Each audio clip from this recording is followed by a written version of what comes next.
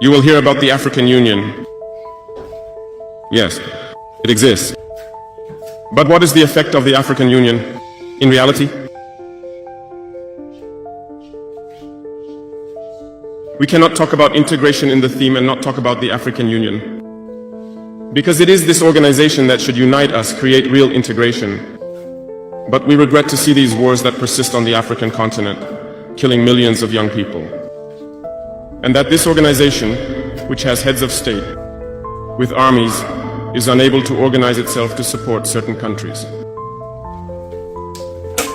The Union is not just a word. The Union is a symbol. And we, the youth, should learn a lesson from this situation to unite, to make integration a reality. I was unpleasantly surprised when Ethiopia, which hosts the headquarters of the African Union, was experiencing a conflict. And when I saw the Prime Minister put on a military uniform and announce the closure of the university in Addis Ababa to face the threat. I did not see any action from the African Union to protect these headquarters. Most Western states saw Addis Ababa falling, packing up and leaving. Ethiopia fought, found an internal solution, and is living more or less in peace today. The children of Congo have been dying for years. Several other conflicts, such as in Sudan, exist on the continent.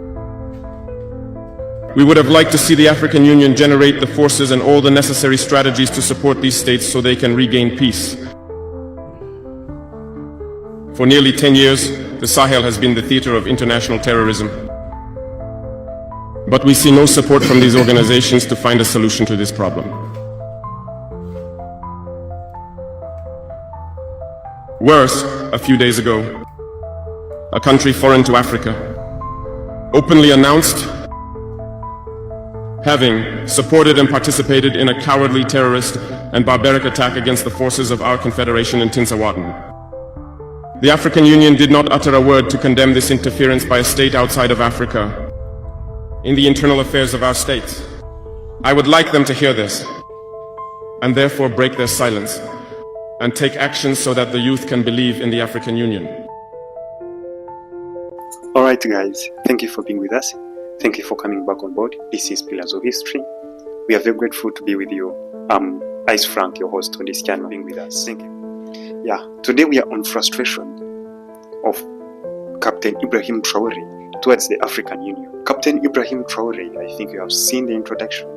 He is not actually contented with the way African Union has handled, especially the security situation of the continent. Let's see what the African Union is. The African Union, commonly known as the AU, is a continental body made up of 55 member states across Africa. It was officially launched in July 2002 in Durban, South Africa, as a successor to the Organization of African Unity, which was founded in 1960, the African Union. The AU was established with high ambitions to promote unity, solidarity among African states. It was to protect the sovereignty and territorial integrity of its members, to accelerate political and socio-economic integration, and most important, to provide African solutions for African problems. It was meant to be the voice of the continent, a platform where African leaders could come together and defend their people from exploitation, insecurity, and foreign manipulation. But today, those founding dreams are being questioned, not by the outsiders, but by the very leaders fighting for the survival of Africa's independence. So Traoré is questioning, not only Traoré, most leaders in Africa now have expressed their frustration in the African Union. The way it has handled the matters of security and economic problems of the continent. There is no credible steps that shows that the African Union is promoting a self-reliant continent. Rather, the body has become a tool of manipulation and just assemblies and meetings year by year. So there is no any further steps taken by the African Union to address its own challenge, of which, let me see how the captain was frustrated about it. the first thing he mentioned about the security failure in the Sahel. Traoré questioned why, despite the growing instability and terrorist threats in the Sahel region, the AU has remained largely passive. Why hasn't the AU intervened meaningfully in Burkina Faso, Mali, and Niger? Where is the main strategy and support from the AU? What are the draft or the resolutions that can be put into place and implemented by the AU to address the ongoing challenges in the Sahel? The insecurity in the Sahel has worsened for so long. The humanitarian crisis is out of control. But there are no any further steps taken by the AU to address such challenges. That's why young leaders like Traoré, are questioning the credibility of the AU. They are frustrated by its handling of its own affairs.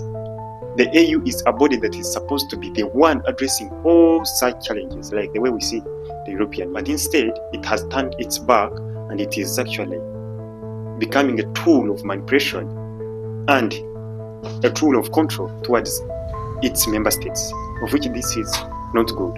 And that's why leaders have even threatened of withdrawing from such kind of bodies. A case in point is Traoré. Remember his prime minister when he threatened to withdraw Burkina Faso from the AU. And that's why the frustration grows and becomes